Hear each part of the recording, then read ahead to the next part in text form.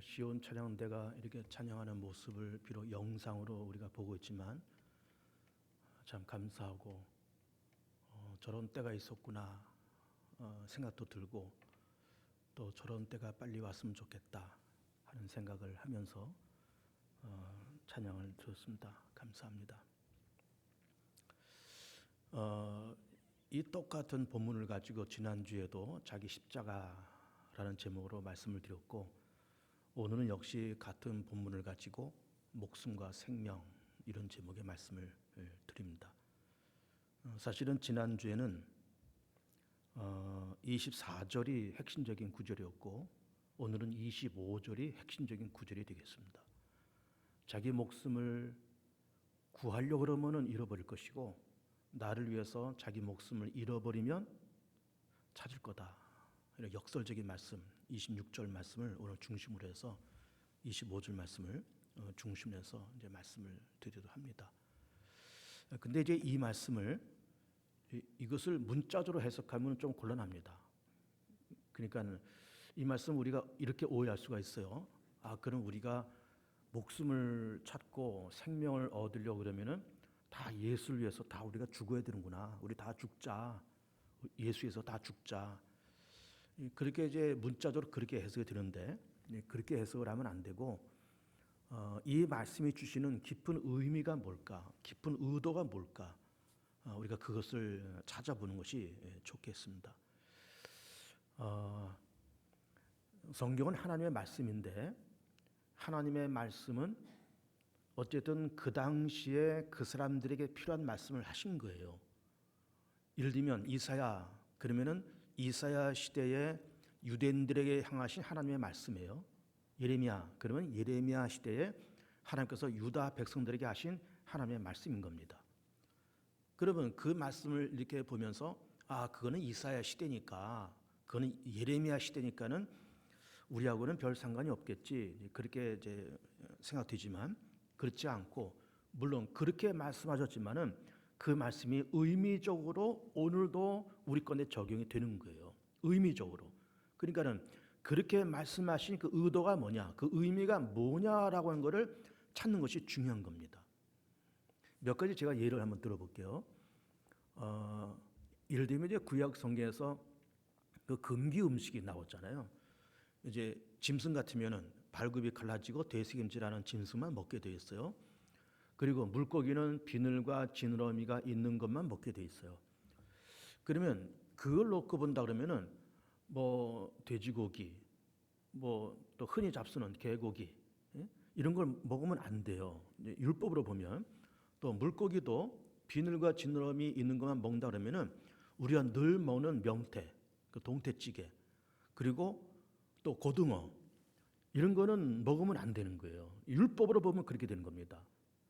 그런데 말씀드리고 있는 것은 그 율법을 문자 그대로 해석하면 어려움이 온다 그 말이에요. 그럼 우리는 그렇게 흔하게 먹는 돼지 삼겹살 먹지 말아야 되고 고등어찌개 얼마나 맛있어요. 겨울에 그 동태찌개 얼마나 맛있어요. 율법의 잣대로 본다 그러면 그거 다 먹지 말아야 되는 거예요. 그런데 그게 율법이 됐던 말씀이 됐던 그거를 문자 그대로 해석하면 어려움이 찾아옵니다. 오늘 이 말씀도 그렇잖아요. 날 위해서 목숨 버려. 그럼 찾을 수 있어. 그럼 예수 위해서 우리가 다 죽어야 되나요? 우리 다 순교할까요? 우리 개봉중학교 사업하면 교회인데 우리 다 순교할까요? 다 순교해. 너희들 다 이 땅에 나가서 나를 위해서 죽어. 다 순교해. 그러면 우리는 다 예수 위해서 믿다가 순교해야 된다라고 이제 그렇게 해석되지만은 문자 그대로 해석하면 어려움이 찾아옵니다. 그 이면에 무슨 의도가 있느냐 이걸 우리가 봐야 돼요. 그 이면에 무슨 의도가 있느냐. 아까 금기 음식도 율법에 있는 말씀이 있잖아요. 히브리 민족이 이집트에서 400년 동안 종살이 하다가 나온 사람들한테 지금 하고 있는 말씀이에요. 근데 왜 하나님께서 왜 그렇게 율법에서 금기 음식을 말씀하셨는가 하면은 이 사람들이 그 400년 동안 애굽에 있으면서 별걸 다 먹었습니다. 뭐 먹을 거 안 먹을 거 개걸스럽게 별걸 다 먹었어요. 심지어 우상한 때 제물로 바쳤던 거, 신전에 제물로 바쳤던 거 그런 걸 다 먹으면서 아주 난잡하게 의식주의 문제가 굉장히 난잡했어요. 그래서 하나님께서 이런 건 먹을 수 있어, 이런 건 먹으면 안 돼. 그러면서 선을 이제 그어 놓으신 겁니다. 그 의도가 뭔가 하면은 우리가 하나님의 형상으로 지음받은 믿음의 사람들이고 하나님의 백성들인데 우리가 세상을 살면서 믿는 사람으로서의 어떤 품격이 필요하고 믿는 사람으로서의 어떤 품위가 필요하고 믿는 사람으로서의 어떤 격이 필요하다는 거예요. 격이. 먹는 것도 격이 필요하다는 거예요. 개걸스럽게 별걸 다 먹지 말고. 예를 들면 우리 지금도 그렇잖아요. 뭐 우리가 건강에 좋다 그러면 별걸 다 찾으러 돌아다니고 또 뭐 정력에 좋다 그러면 별걸 다 먹고 다 그렇잖아요. 그러지 말라는 거예요. 아니 세상에 막 시궁창을 돌아다니는 거 쥐를 잡아먹고 뭐 쓰레기통 뒤지고 돌아다니고 죽은 쥐나 뜯어먹는 고양이가 뭐에 좋다 그래서 고양이를 뜯어먹고 우리가 그렇게 살아야 되겠습니까? 적어도 우리가 예수님을 살아로서 격과 품위가 있기 위해서는 적어도 우리가 먹는 것조차도 품위 있게 먹어라 그런 얘기예요. 품위 있게. 그래서 그런 말씀을 하신 겁니다. 돈을 버는 것도 품위 있게, 뭐 개걸스럽게, 뭐 사기치고 남들 위협하고 협박해서 이렇게 돈 뜯어내고, 어떤 남들 어떤 약점을 잡아가지고 위협해서 돈 뜯어내고, 사기치고 뭐 보이스피싱해서 돈을 뜯어내고 그렇게 돈을 벌지 말고 정당하게 순수하게 그렇게 돈을 벌라고 그렇게 말씀을 하시는 겁니다. 그러니까 그 금기 음식 속에서도 믿는 사람으로서 어떤 품위가 필요하고 격이 필요하고 먹는 것만이 아니라 돈을 버는 것도 품위 있게 돈을 벌어라 그런 말씀을 그 속에서 들어있다 이렇게 볼 수가 있는 겁니다. 제사도 그렇잖아요. 구약에서는 5가지 제사가 있습니다. 번제, 또 소제, 속건제, 속죄제, 화목제 이런 제사가 있잖아요.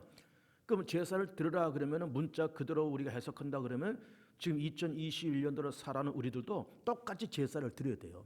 열심히 소 잡고 양 잡고 그렇게 해야 됩니다.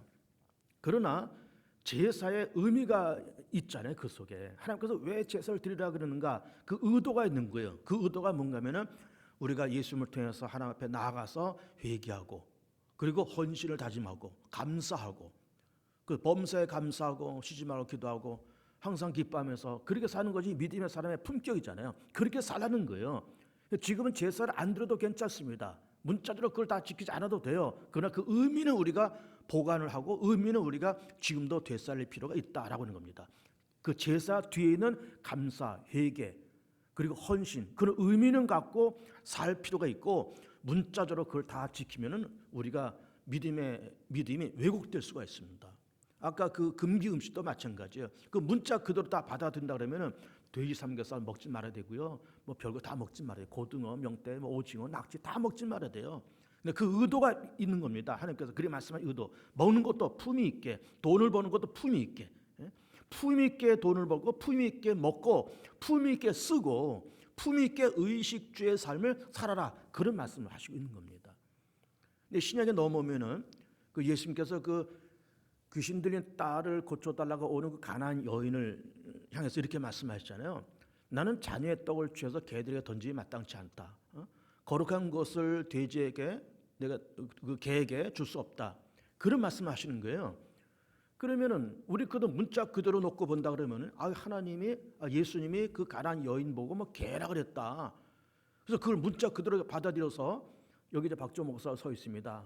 누군가가 나한테 찾아와서 목사님 내가 이러이러한 어려운 점이 있는데 이거에서 기도해 주세요. 그럼 내가 예수님도 그렇게 말씀했으니까 내가 거룩한 기도를 개 같은 당신한테 나는 이 기도를 할 수 없어. 그렇게 말했다고 쳐보세요. 그럼 목회가 되겠습니까? 목회가 안 되는 거예요. 그걸 문자 그대로 해석하면 곤란합니다. 그거는 그 당시에 문화가 그랬다는 거예요. 유대인들이 이방인들을 개라고 취급했고 이방인들도 본인들이 개라고 취급하는 것을 마땅하게 그렇게 여겼어요. 그러면서 지금 예수님께서 그렇게 말씀하신 것이 마땅하다. 맞지. 우린 다 개같이 살았어. 우리 조상들도 그렇고 우리 지금 현재 있는 사람도 그렇고 우리 개같이 살았어. 개라고 하는 것이 마땅하지. 그러나 주님 비록 개들도 주인의 산에서 떨어지는 부스러기를 먹나이다 얘기하면서 예수님께서 그 여인을 칭찬하시면서 그 여인의 딸이 낳았다. 그런 이야기예요. 그 의미를 우리는 알아야 되는 겁니다. 그럼 그 의미가 뭘까요? 거룩한 것을 개에게 줄 수 없다. 그 말은 우리가 신뢰한 것을 함부로 막 쓸 수 없다. 그런 얘기예요. 예를 들어서 우리가 이단인 신천지를 위해서 축복 기도를 할 수 있을까요?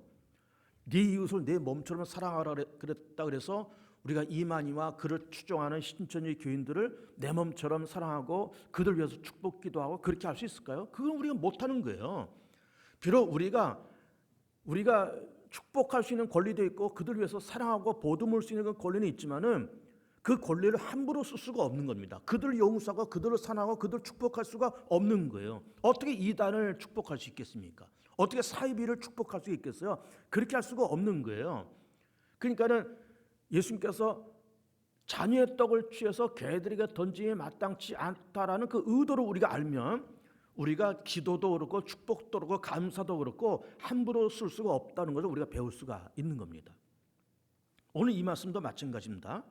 나를 위해서 목숨 버려. 그럼 너희들이 다 구원받을 거야.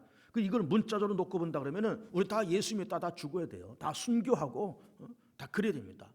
저 회교권에 가서 전도하고 저 아프리카에 가서 전도하다가 막 그 토착민들한테 그 원주민들한테 막 죽임을 당하고 회교권에 들어서 복음 전하다가 핍박당해서 막 죽어야 되고 다 그러라고 하는 말씀처럼 이렇게 보이지만은 그게 아니란 말이에요.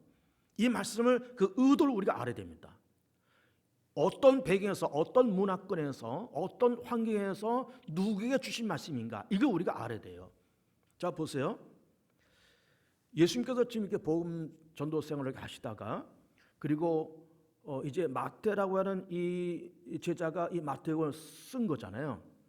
그러면서 이 마태가 이 본문을 쓸 때 예수님도 그렇게 말씀하셨지만은 본문을 쓰는 마태 시절에 이게 이제 주후 1세기에 이게 쓰여지는 말씀일 것 아닙니까? 예수께서 시작해서 죽으시고 부활하시면서 불과 몇십 년 안에 다 쓰여진 책들이에요. 마태, 마가, 누가, 요한이 다 그렇습니다. 근데 그렇게 쓰여졌을 때에는 기독교 역사 초창기잖아요. 그 초창기에는 기독교 핍박이 굉장히 심했습니다. 우리는 지금 예수를 너무 편하게 믿잖아요. 우리가 교회 다닌다고 누가 핍박하고 누가 그럽니까? 우리가 예수 믿다고 성경책 옆에 끼고 다닌다고 잡아다가 옥에 가두고 사형시키고 그런 때는 아닙니다. 지금 예수 믿는 것이 참 편안하고 누구한테 제재받는 것이 아니에요. 종교의 자유였지 않습니까? 그런데 이 당시에는 예수 믿는다고 하는 것은 목숨 걸고 예수를 믿어야 돼요. 왜냐하면은 기독교가 퍼지면서 유대교하고 부딪히고 로마 정부와 부딪히면서 많은 핍박을 받았어요. 유대교 입장에서는 기독교는 이거는 사입이고 아주 이단이에요, 이단. 그리고 로마 정부도 기독교를 그냥 곱게 볼 수가 없는 겁니다. 왜 그런가 하면은 기독교가 급팽창하거든요. 그리고 기독교의 사상이 뭡니까? 하나님 외에는 다른 신을 인정하지 않는 거예요. 근데 로마에서는 로마 황제가 신이고 신으로 이렇게 추앙해야 되는데 우리는 그렇게 할 수가 없잖아요. 로마 황제가 아니라 누가 돼도 어쩔 수 없이 하나님께로 지음받은 하나의 피조물이고 하나의 인간일 뿐이지 그 황제라고 해서 신으로 섬길 수가 없다 그 말이에요. 그러니까는 기독교에서는 하나님 외에 다른 신을 둘 수가 없고 그리고 또 로마 황제를 신으로 섬길 수가 없고 그리고 기독교가 급팽창하면서 이렇게 모이니까 로마 정부에서는 이제 당황을 한 거죠. 그러면서 이 기독교를 배관시하고 그리고 어떤 불순분자처럼 이렇게 여기면서 기독교를 배척한 거예요. 그러면서 많은 핍박을 받으면서 심지어 예수 믿는다는 것 때문에 불이익을 당하고 예수 믿는 것 때문에 핍박을 당하고 심지어 순교까지 당하고 목숨 걸고 예수를 믿어도 목숨 걸고 교회를 다녀야 되는 거예요. 그런데 예수님의 12 제자나 사도 바울 이런 사람들이 그러면 그런 핍박 속에서 왜 제자들은 배를 버리고 그물을 던져놓고 예수님을 따랐을까? 사도 바울 같은 경우는 그는 이제 그 당시에 엘리트잖아요. 지금의 잣대로 봐도 사도 바울은 엘리트입니다. 상위 1%의 상위 계층이에요. 그런데 로마 시민권 가말레몬에서 공부했다 이런 저런 거 다 있다라고 하면서도 예수님을 다메섹 가는 도중에 만나면서 그 모든 것을 배설물처럼 버리고 예수님을 따랐다는 거예요. 그럼 제자들도 예수님을 따르고 바울도 예수님을 따르고 그 핍박이 있음에도 불구하고 왜 제자들과 바울은 예수님을 그렇게 따랐을까? 왜 초대교회 교인들은 죽음을 불사하고 예수님을 그렇게 따랐을까? 왜 교회를 다녔을까? 왜 예수를 믿었을까? 그거는 중요한 이유가 있습니다. 중요한 이유가 있습니다. 그것은 뭔가 하면은 예수님이 진짜라고 하는 것을 알았기 때문에 그래요. 예수님이 진짜다. 예수님이 진짜다. 여러분 보세요. 진짜라고 할 때는 그 반대편에 가짜가 있다는 말 아니에요. 가짜가 있었단 말이에요. 예수님 당시에 가짜가 있었단 말이에요. 마태복음에 기록되어 있던 이 당시에 신약성에 쓰였던 그 당시에 가짜도 있었다 그 말이에요. 사입이 사기꾼, 종교 사기꾼들이 많았다 그 말이에요. 겉으로는 종교를 말하지만 그 속에는 어떤 이권에 대한 어떤 욕심이 있고, 그러면서 종교를 앞장서서 사람을 등쳐먹고 밥벌이하고 종교를 앞장서면서 사기를 치고 그런 사람들이 많았다 그 말이에요. 어떤 관점으로 놓고 본다 그러면은 그 당시 바리새인과 서기관들도 어떻게 보면 종교 사기꾼들이에요. 종교를 앞장세워서 자기네들 율법 잘 지키고 자기네들 상위 1%의 종교인들이라고 하는 그런 껍데기를 뒤집어 씌워놓고서는 사람들 위해서 군림하고 돈을 뜯어가고 외식하고 그랬던 사람들이에요. 근데 이것이 바리새인과 서기관들이 종교 사기꾼으로 그렇게 있으면서 본인들도 그렇게 외식하면서 사는 것을 알고 있었지만은 저 사람들은 외식하는 사람들이고 저 사람들은 종교 사기꾼이라고 하는 것을 일반 국민들이 다 알고 있었어요.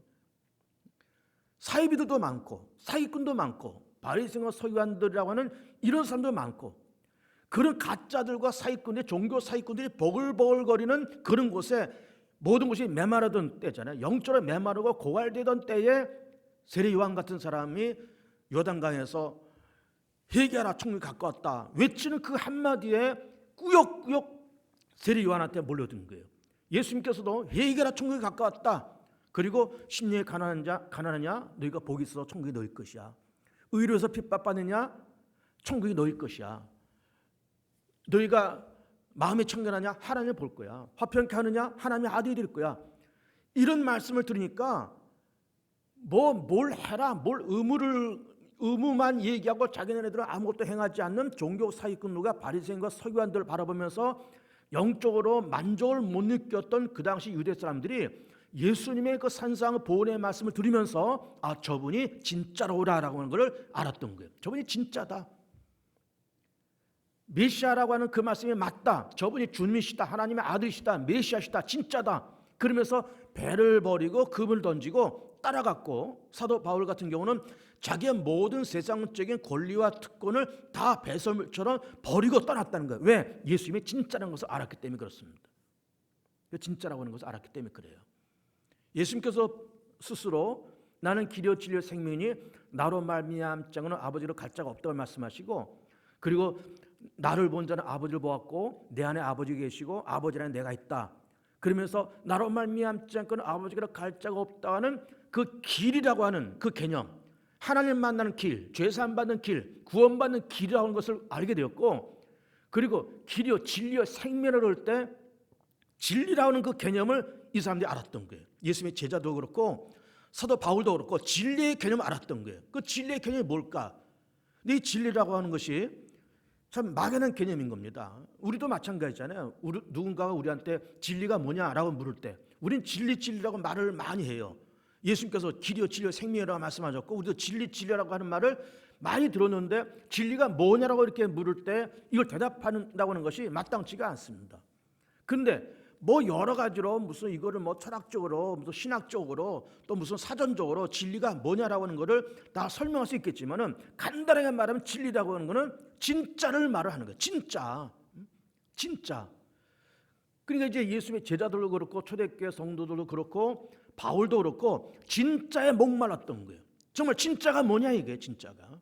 이렇게 종교 사기꾼들이 많고 종교를 빙자해서 돈 뜯어먹는 저런 바리새인과 서기관들이 많고 가짜와 사이비들이 판을 치는 이 세상 속에서 정말 진짜가 뭐냐, 진짜에 목말라 하다가 예수를 만나면서 저분이 진짜로구나 딱 보이니까는 이게 느껴지고 믿어지니까는 배, 금을 또 모든 것을 배설물처럼 집어던지고 예수님을 쫓았다는 거죠. 근데 쫓다 보니까 혼란이 찾아와요.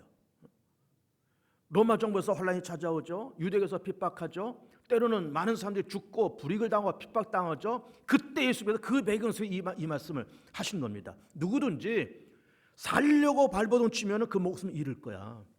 그러나 나를 위해서 너희들이 네 목숨을 버리면, 네 목숨을 잃어버리면 찾을 거야. 이 말씀하신 겁니다. 그러니까는 버리면 찾고 찾으면 잃어버린다.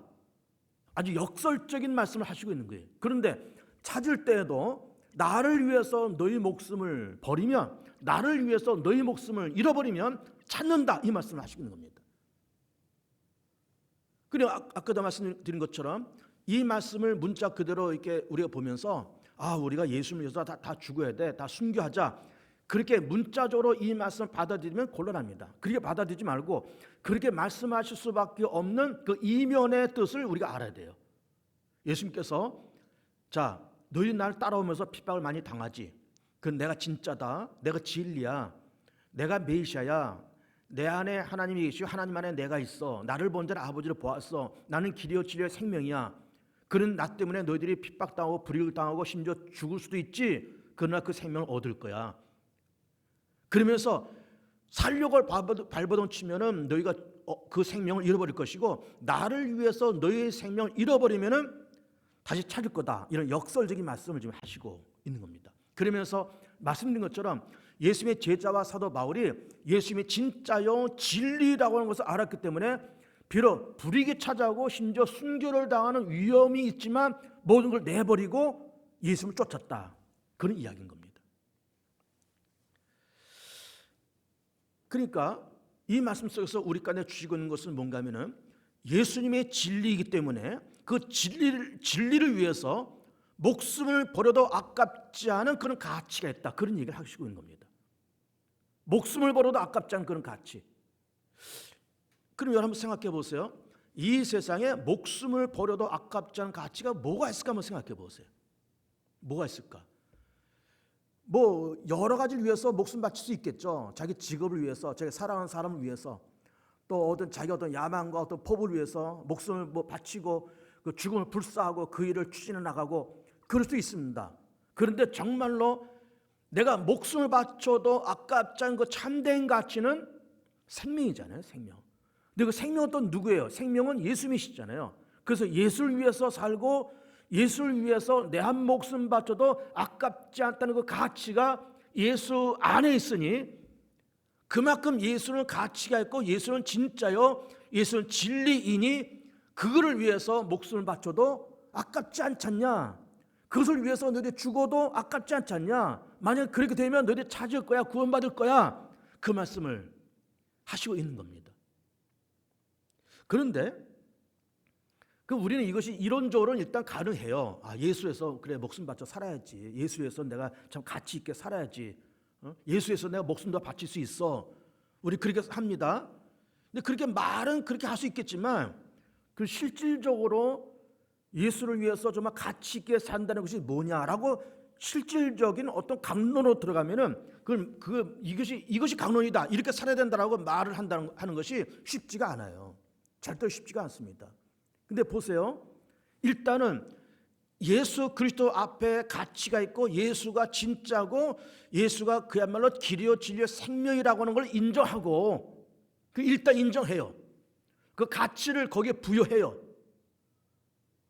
그런데 문제는 그럼 예수님이 그렇게 가치가 있다, 정말 진짜다라고 믿는 건 좋은데 그 예수님은 물론 우리 안에도 계시지만은 그 예수님이라는 그 존재, 성삼위 하나님의 존재는 어쨌든 천상의 존재예요. 천상의 존재. 하나님, 우리와 물론 함께 하세요. 우리 안에 계세요. 그러나 그분도 역시 천상의 존재고 예수님도 성령님도 우리와 함께 하시고 우리 옆에서 도와주시는 성령님이시지만은 성부, 성자, 성령 어디까지나 천상의 존재예요. 천상의 존재. 천상의 존재인데 그런 천상에 존재하는 성부, 성자, 성령이 거기 계시고 거룩하고 가치가 있다. 그래서 그 나라를 사모하고 그 나라를 향해서 우리가 한 걸음 한 걸음 가고 있다. 좋아요. 그렇게 가자는 겁니다. 그렇게 가자는 건데 그 천상의 세계에 그런 가치가 있고 생명이 있다는 걸 알면서 이렇게 가는 건 좋은데 우리 몸은 어쩔 수 없이 이 천하에 지금 존재하고 있어요. 이게 문제입니다. 천상의 세계를 소망하면서 거기에 가치를 두고 거기에 이상을 두고 거기에 내 삶의 목표를 두고 가는 건 좋은데 내 몸은 여전히 천하에 있어요. 이 천하에. 근데 내 몸이 있는 이 천하는 그리 가치 있는 것이 별로 없어요. 이게 놀랍지 않습니까? 여기에 우리가 괴리가 생기는 거예요. 그 세계는 가치가 있는데 그 세계는 내 목숨을 바쳐도 아깝지 않은 어떤 놀라운 진짜가 있는데 내 몸이 있는 이 천하의 세계는 그렇게 가치 있다, 그렇게 진짜다라고 얘기할 만한 것이 마땅치 않다 그 말이에요. 그런데 문제는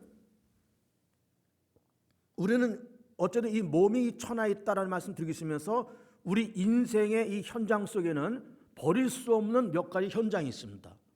그 현장에 뭐가 있을까요? 일단은 가족, 그리고 내 일터, 그리고 내 교회. 우리 몸이 거기 있잖아요. 우리 몸이 가정 안에 있고, 우리 몸이 교회에 있고, 우리 몸이 일터에 있잖아요. 비록 천하의 것이에요, 분명히. 미안하지만 교회도 일단은 천하의 것입니다. 뭐 천하에 있는 사람들이 모이는 곳이 천하예요. 이 교회도 천하입니다. 가정도 천하예요. 내가 일하는 일도 천하입니다. 천상이 아니에요. 천하예요. 어디까지나. 그 천하의 세계는 진짜가 별로 없어요. 가치 있는 것도 별로 없어요. 그럼 별로 없다 그래서 우리가 이 천하에 있는 버릴 수 없는 그 세계를 버려야 될까? 그 세계를 버려야 될까? 그것이 아니라 그 말이에요. 그것이 아니고 하나님의 세계는 가치가 있고 진짜인데 우리 몸이 머물고 있는 천하의 세계는 버릴 수 없는 그런 존재가 있다. 가정이 있다. 내 일터가 있다. 내 교회가 있다. 거기에는 진짜도 찾기 어렵고 가치 있는 것도 찾기 어렵다. 그러나 버릴 수 없는 내 삶의 영역이기 때문에 그것이 가치가 비록 적다 그럴지라도 우리는 그 속에 가치를 부여할 줄 알아야 된다. 이 말씀을 드리고 싶은 거예요. 가치를 부여한다. 그러니까는 예수님은 이미 가치가 있는 분이고 완벽한 인간, 완벽한 하나님, 성부, 성자, 성령 완벽한 분. 이 세계는 완벽하진 않지만 100% 완벽한 가치는 없지만 버릴 수 없는 내 삶의 영역, 거기다가 내가 가치를 부여하면서 살아가자 그 말이에요. 가족 이는 100% 가치가 있습니까? 미안하지만 100% 가치 없어요.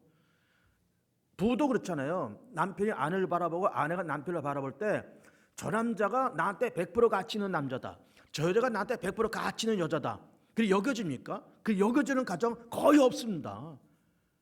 뭐 그냥 유사치는 갈 수가 있어요. 근사치는 갈 수가 있어요. 그냥 90%, 95%, 97% 근사치는 갈 수 있을지 모르지만 100%는 없어요. 내 마음에 100%다 드는 여자 없고 내 마음에 100%다 드는 남자 없고요. 부모도 그렇습니다. 내 마음에 100%다 드는 부모도 없고요. 100% 내 마음에 다 드는 자식도 없어요. 다 나름대로 모자랍니다. 그럼 평균 한 70% 된다고 칩시다. 100점 만점에 70점 된다고 칩시다. 내가 볼 때 내가 같이 사는 그 여자도 평균 70점, 내가 같이 사는 그 남자도 평균 70점, 내가 볼 때 우리 부모도 자식이 볼 때 저놈들 다 70점밖에 안 돼, 70점을 먹였다 쳐보세요. 거기에 끝날까요? 끝나라 그 말이 아니라 70점밖에 안 되는 그런 내 천하에 있는 내 삶의 영역이지만 거기다가 내가 가치를 부여한다 그 말이에요. 70점밖에 안 되는 거기에다가 내가 30점을 부여해서 100%를 만들고 그 남자에게 30%를 공급하고 그 여자가 30%를 공급하고 부모는 자식의, 자식은 부모에게 30%를 공급하면서 그 공급한다는 것이 뭘까요? 가치를 부여한다는 말이 뭘까요? 그를 예를 들면 부부가 되면 부모와 자식 같으면 부모와 자식 간에 서로 간에 용서하고 기다려주고 위에서 기도하고 보듬어 주고 함께 가고 힘을 실어주고 용기를 불어넣어주고. 그러니까 예를 들면 부모와 자식 간에 아이가 사고치고 뭐 돈도 안 벌어오고 뭐 학교 다니는 아이들 같으면 공부도 안 하고 밖으로 싸돌아 다니고 그런다고 쳐보세요. 그러면 그 아이의 가치는 뭐 70%가 아니라 뭐 빵점도 될 수 있어요. 그러면 내가 내가 저주받은 인생이라서 내가 너를 낳아서 이렇게 내가 마음고생하면서 사느냐, 그러면서 자기 인생을 비관하고 아이들한테 꾸중 주고 꾸중하고 뭐 그러면서 살아야 될까요? 그럴 수는 없잖아요.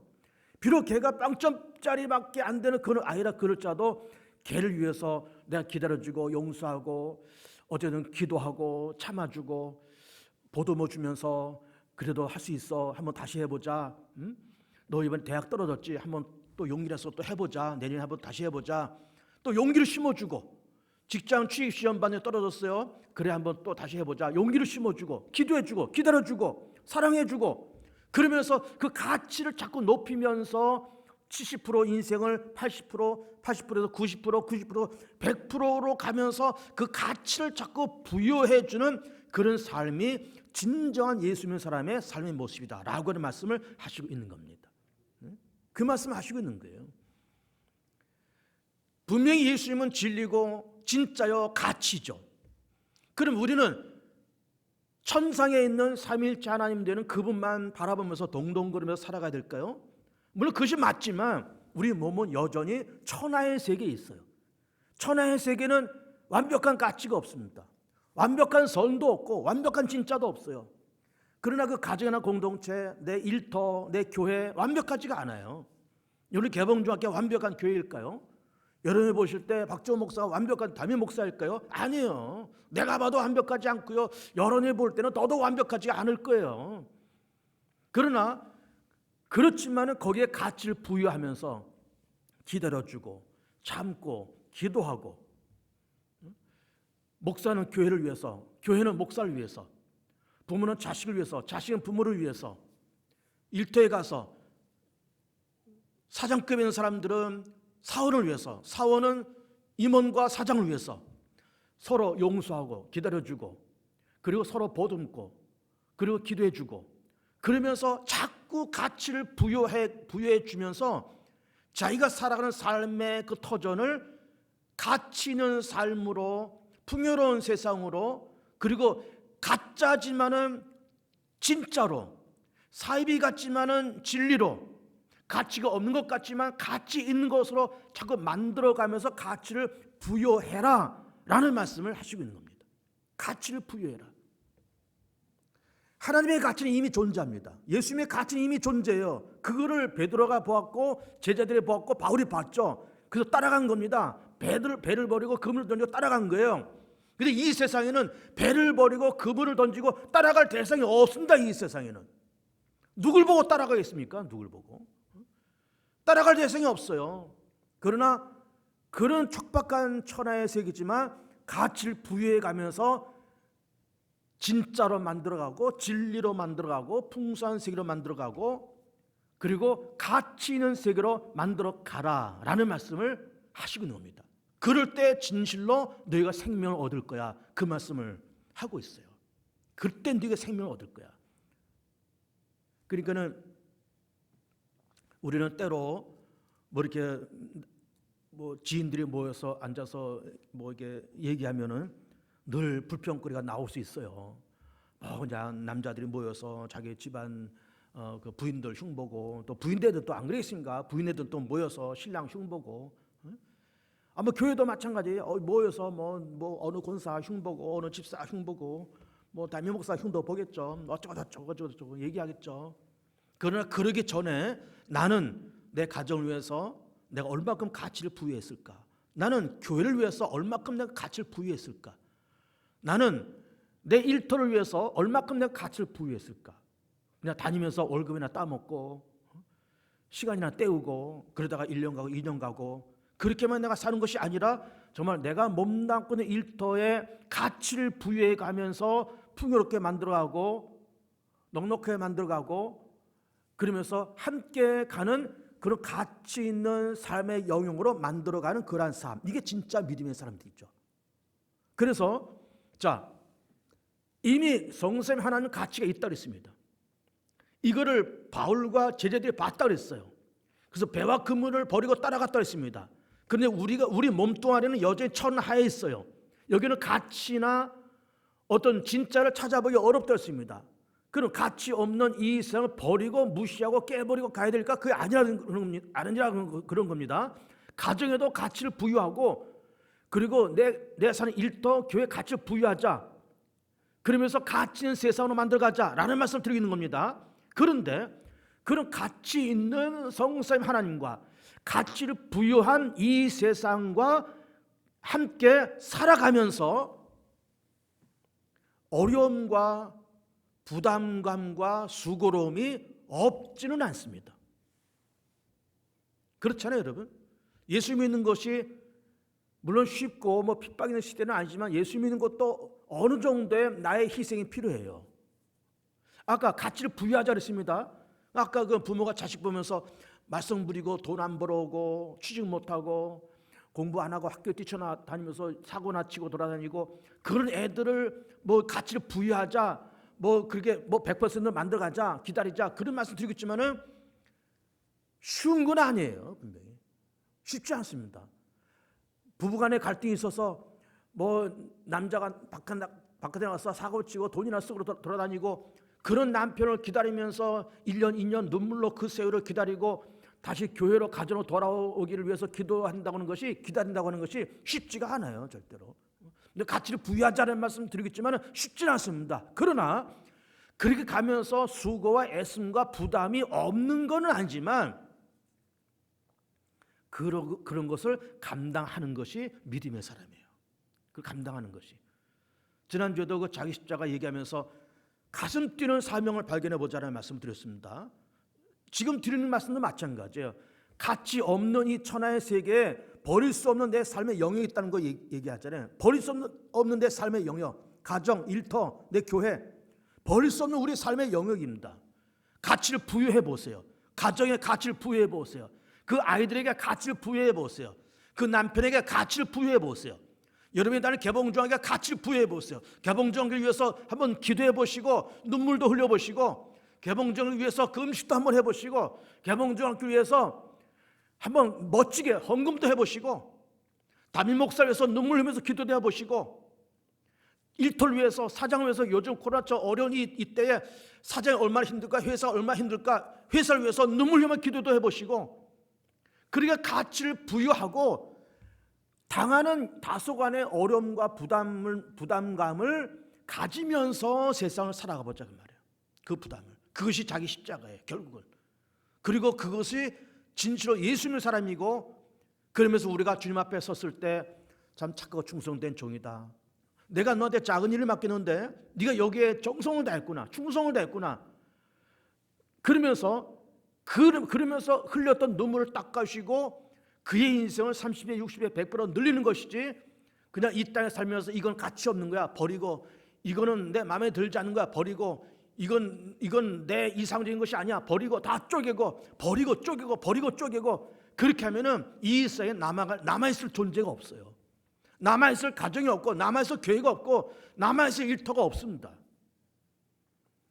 가치를 부여하세요. 성삼위 하나님은 이미 가치가 있는 존재예요. 믿고 따라가시되 가치가 부족한 이 세상에 쪼갤 수 없고 버릴 수 없는 내 삶의 영역 거기에 내가 가치를 자꾸 부여하세요. 기도로서 가치를 부여하시고 눈물로 가치를 부여하시고 내 정성을 다하고 내 달란트를 쏟고 내 기다림을 쏟고 그래서 자꾸 가치 있게 만들어 가시고 그렇게 하면서 당하는 다소간의 어려움과 부담도 감당하면서 살아가는 그런 사람이 진실로 자기 십자가를 짊어지고 살아가는 사람이고 그런 사람이 진실로 하나님의 사람이다 라고 하는 것을 말씀을 드리고 싶은 겁니다. 행복하고 유복한 인생 살아가는 교우들이 되시길 축복합니다. 이제 합심에서